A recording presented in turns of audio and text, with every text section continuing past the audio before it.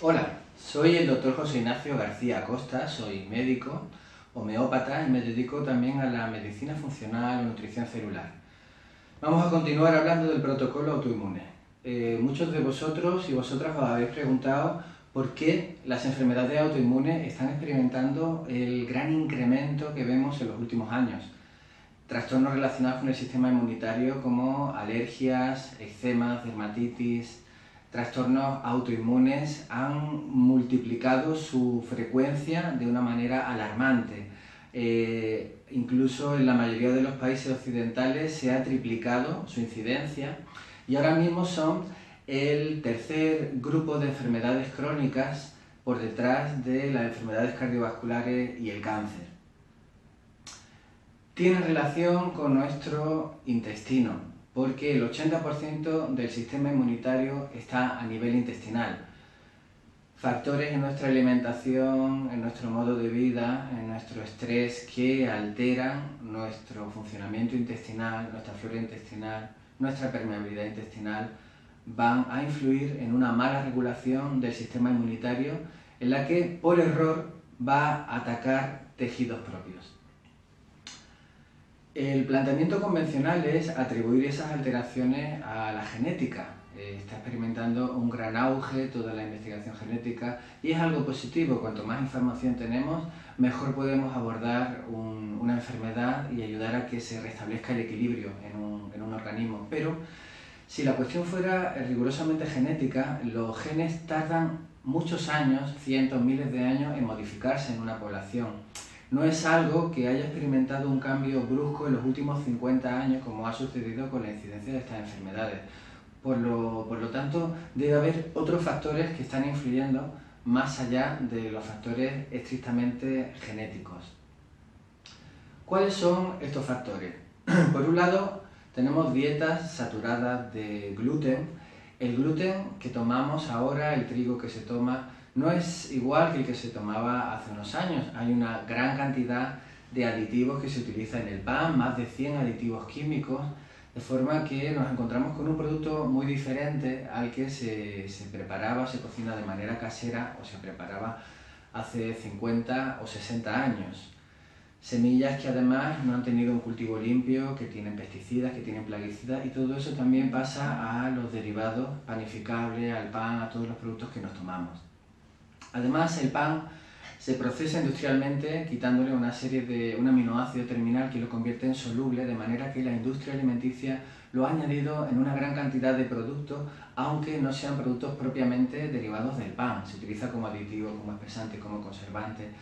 De manera que la exposición al gluten es muchísimo mayor que hace unos años.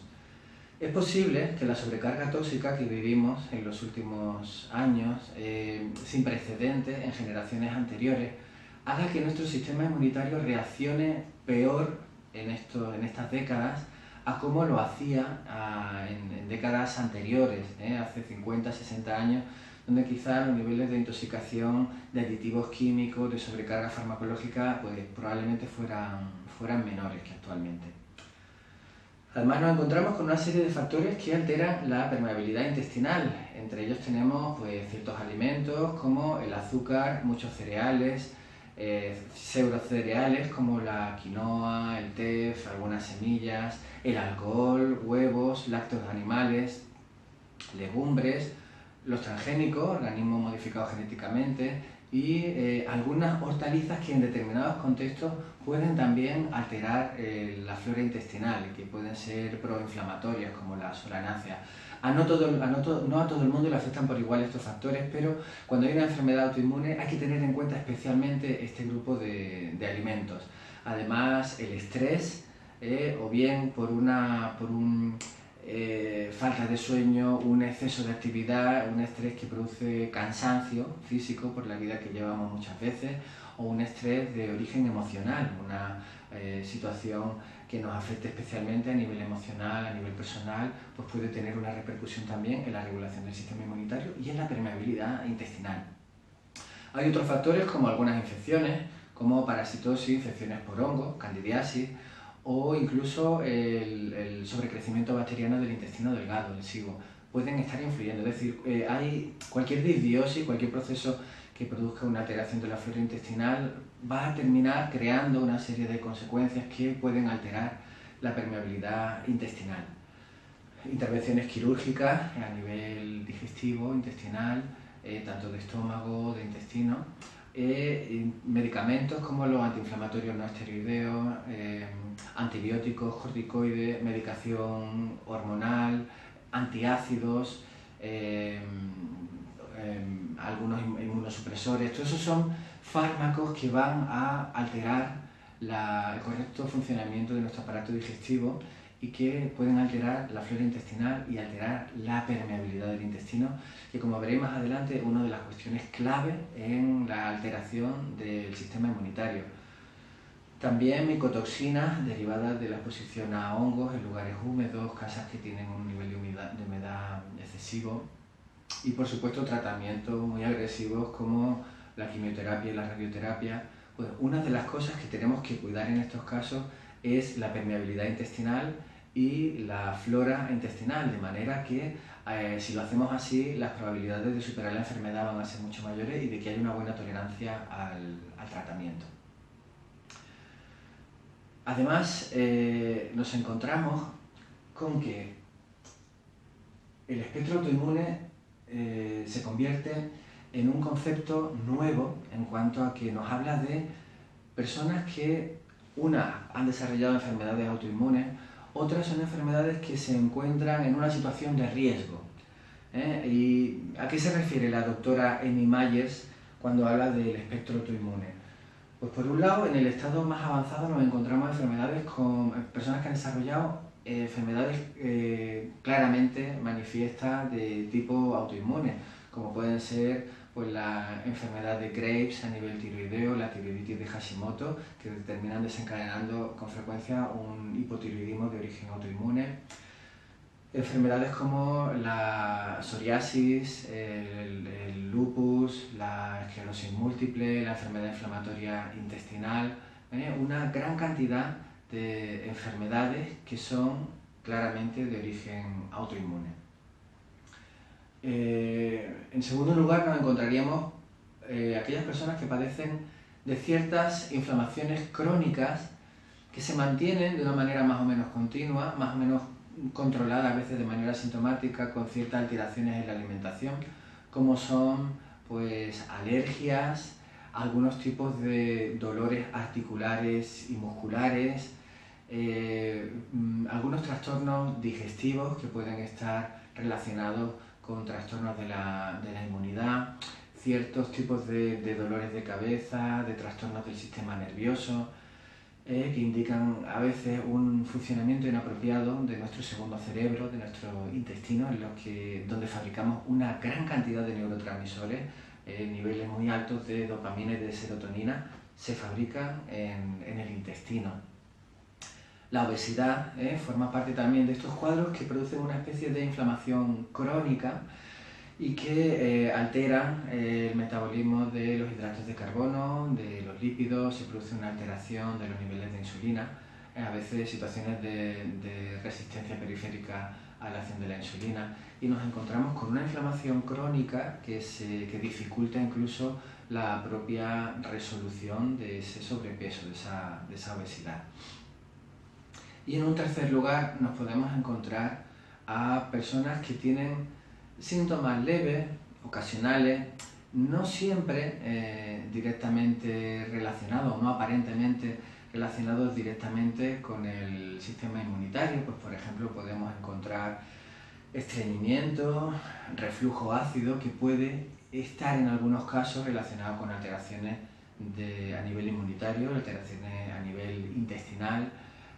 Otros síntomas como por ejemplo acné, cansancio, incluso depresión, en los que no pensamos que la relación pueda tener relación con nuestro aparato digestivo, con nuestro intestino, y sin embargo hoy día la ciencia en los últimos años pues, nos confirma que así es en muchos casos, ¿no?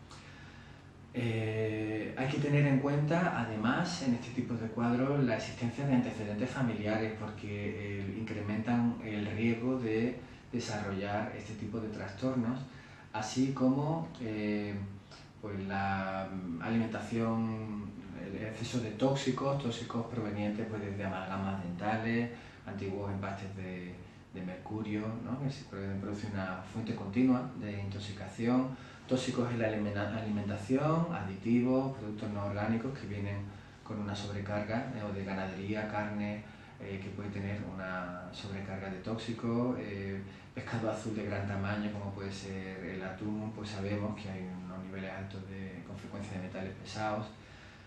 Y el estrés como un factor que el manejo del estrés, el poder manejar bien ese ciclo de carga, de tensión y descarga, porque al final el estrés es una respuesta adaptativa, puede aumentar nuestro rendimiento, puede mejorar nuestra concentración, pero dentro de cierto nivel, todo lo que está vivo experimenta una especie de ciclo de tensión, distensión, y el estrés nos lleva a ese periodo de tensión, pero tenemos que encontrar también la herramienta de una adecuada liberación de esa tensión.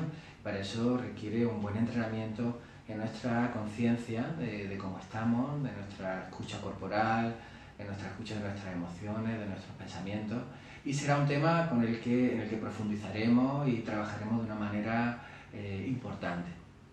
Bueno, hoy como recapitulación quería comentaros, llamar la atención sobre ese aumento de enfermedades relacionadas con nuestro sistema inmunitario, el espectro autoinmune como una forma también de valorar el riesgo que podemos tener de desarrollar alguna de estas enfermedades, todo según el planteamiento tan interesante que nos hace la doctora Amy Myers en su libro La solución autoinmune, y los factores que pueden influir en esa alteración de nuestro sistema inmunitario, de nuestra permeabilidad intestinal.